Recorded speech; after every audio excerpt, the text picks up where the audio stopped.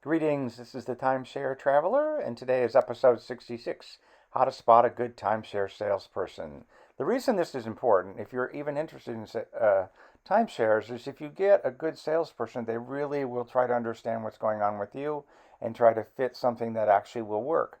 If you just got a bad one, they're basically going to present whatever they want, and they only are interested in what's good for them, and they just try to sell you what they have as opposed to fit something that you have what's good for you. So I go through in this presentation how you actually can ferret that out. And before I do that, I'm going to tell you a little bit about my channel, then I'll drop right into the presentation. Hi, my name is Cliff, and I'm the Timeshare Traveler. The purpose of this channel is to provide education and knowledge for those interested in timeshares. I've been a timeshare owner for over 15 years. I'm an elite owner with Marriott Vacation Club, Hilton Grand Vacations, and Worldmark by Wyndham. I've also posted over 70 timeshare video reviews of different locations, and I've posted 40 timeshare video tips. Please don't forget to hit the subscribe button below, and I can be found at Timeshare Trav on Twitter and Facebook, and my website is www.timesharetraveler.com. Let's first talk about the overview. Welcome back. So I'm going to go through 4 topics on how to spot a good timeshare salesperson. And first I'll give you my background on timeshare presentations. I've done a lot, and I'll go through that.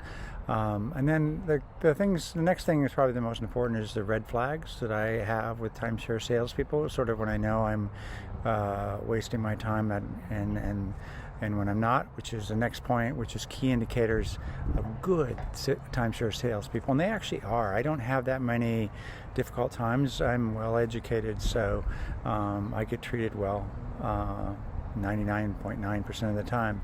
And then the last thing I wanted to leave you with is, what can you do to control the presentation? And that goes a long way to the way you're treated and the way you sort of step up for the presentation itself.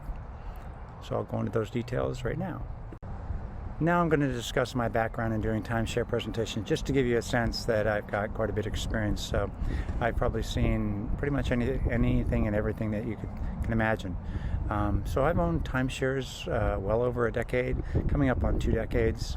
In the last 5 years, I've been doing more traveling and owned more timeshares. So I've done at least 10 sales presentations a year, sometimes 20. So definitely been attending them and actually racking up the points. I've been in timeshares pretty much 18 months, maybe even 19 months out of the last 24. So I've been traveling around a lot, seen a lot. So my information's current as far as what the current situations. And I actually own multiple timeshares. I have Worldmark, I have Marriott, I have Hilton, and Vistana. So I speak to salespeople from all of the major timeshare companies. And the last thing I want to tell you is, I was in sales myself, so I understand the sales process and recognize it as a sales process and not some high pressure thing, because it's a sales process. So let me drop to the next topic. Now let's talk about red flags I have with timeshare people. And I wanted to bring this one up before I talked more about how to spot a good one, because when you know when you're kind of wasting your time, and then you can just sort of move on and try to move out of the presentation, because really, if you're not got a good one, it's really not worth your time. So here's some kind of red flags. If you can't wait to explain their story, and then I know there's nothing to do with me. It's all about them, and if it's all about them, I'm not interested. And if I'm not learning anything in the presentation, that's another sign that says, I'm not learning anything. What's the value add here? If they haven't asked me a whole bunch of questions to understand my travel needs, then you're just getting a boilerplate. And hey, I don't want to live a boilerplate life. I don't want to travel that way. So that's kind of a red flag for me. And the last one, which is a little more subtle, if it feels like there's a second person that's going to get involved, if they keep mentioning it, unless it's their manager or they want to really spend some extra time with you. I don't like the good cop, bad cop, because you got the good one who says everything you want to hear, and then the bad one comes in and says, oh, you got to do it now, and the world's going to end if you don't jump on this miracle opportunity. So whenever I get there's a second person, good cop, bad cop kind of thing, I'm just like, I'm out of there. Anyway, those are my red flags. Hope that might sound familiar for those who've been on presentations, but hopefully that's helpful. At this point in my timeshare experience, I really only want to talk to good timeshare salespeople, and I have kind of a set of rules that I sort of know when I've got one. So I wanted to share that with you, so you can also, when you're not hearing the red flags, make sure you hear the good things. So they ask a lot of questions about how I travel, where I've been, and where I want to go. They're really trying to understand so they can match the presentation to what's important to me.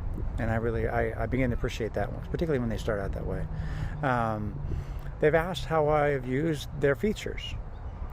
Do they ask about recently added features? Do they adjust their presentation to what you've told them? So you can tell right away if you go through the process of explaining how you travel, where you travel, what are some of the new features that they're actually trying to educate you with the new features, just to make sure that they haven't missed anything.